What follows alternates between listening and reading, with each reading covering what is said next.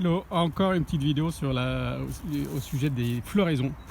Donc on a vu que des cultivars pouvaient avoir des rosettes un peu différentes lorsqu'elles vont fleurir, les facteurs qui influencent la floraison.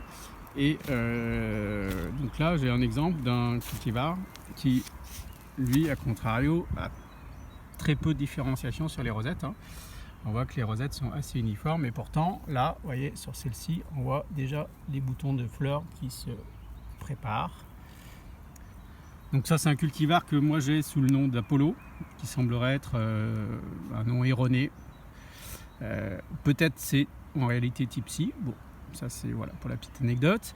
Et donc le sujet du jour, c'est voilà, que faire sur des cultivars comme celui-ci par exemple, qui a tendance à pas mal fleurir, et si on veut préserver les rosettes pour éviter qu'elles fleurissent, parce que les joubarbes sont des plantes monocarpiques, ce qui signifie que lorsqu'elles se mettent à fleurir, elles ne fleurissent qu'une fois, et que la rosette qui a fleuri meurt après avoir fleuri et produit des graines.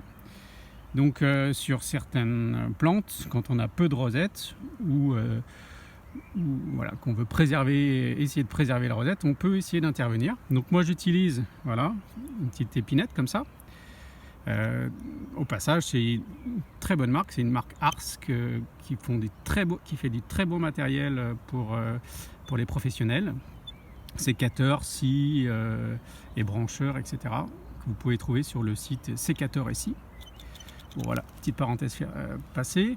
Donc on revient à que faire si nos rosettes fleurissent beaucoup et qu'on veut essayer de préserver la plante. Et donc il faut intervenir à un stade suffisamment tôt. Donc là c'est presque un peu tard, mais voilà, on n'a rien à perdre, hein. Donc on va sacrifier la floraison et on va tailler la rosette, voilà, comme ça, plutôt un peu bas, de manière à bien enlever la fleur. On va refaire là, donc vous voyez, on va plutôt un peu bas sur la rosette. Hop. Donc ça, alors soit vous avez pris assez tôt et vous avez un peu de chance et ça fonctionne, voilà, et votre rosette va faire des petits rejets et produire de nouvelles rosettes.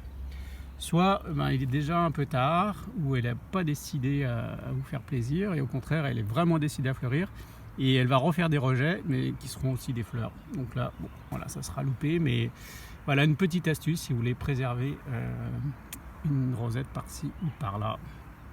À bientôt, salut.